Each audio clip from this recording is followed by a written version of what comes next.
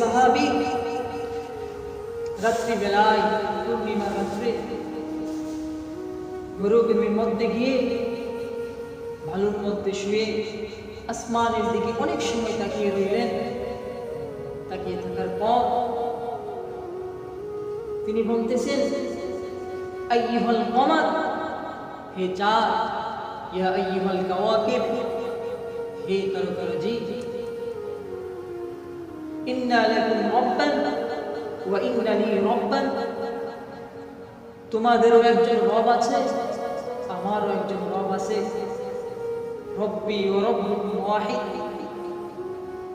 তোমাদের রব আর আমার রব একজনই।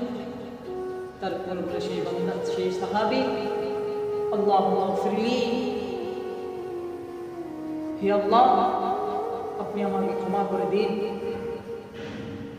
তারপর হুজুর সাল্লাল্লাহু আলাইহি ওয়াসাল্লাম সেই সাহাবীকে ডাক দিয়া বলে,